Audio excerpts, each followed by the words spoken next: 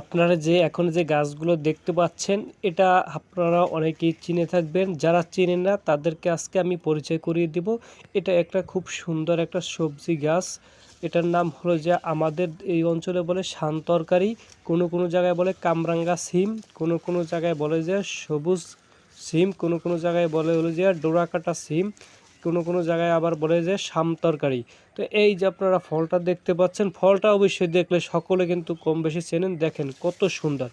এটাকে আসলে কামরাঙ্গা সিম বলার একটা কারণ হলো যে এইটার মানে কামরাঙ্গার মতো চারপাশ দিয়ে চারটা হির থাকে। কামরাঙ্গার দেখা যায় 4টা বা 5টা 6টা হির থাকে।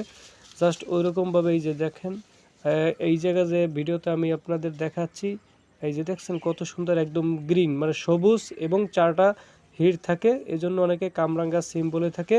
আবার শাম তরকারি, হ্যাঁ, বা সবুজ সবজি হিসাবেও এটা কিন্তু পরিচিত।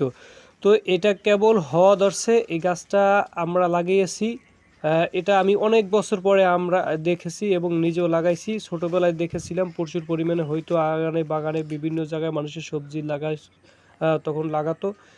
তো অনেক দিন পরে এই গাছটা আবার হইলো এবং এটা লাগালাম। দেখেন কি পরিমাণে গাছটা আপনার, ঠিক আছে, জাহা দেওয়া হয়েছিল, জাহা সম্পূর্ণ হওয়ার পরে কিন্তু গাছে উঠে গেছে এখন। তো এই যে গাছটা আপনার পেঁপে গাছ আছে, পেঁপে গাছটা কিন্তু জড়াই ধরছে। তো এখন আমি আপনাদের এই যে দেখাচ্ছি যে আরও কি পরিমাণে ফুল আসছে এবং ফুল থেকে ফল হচ্ছে, এই যে দেখেন প্রচুর পরিমাণে। তো আপনাদের কেমন লাগলো জানা।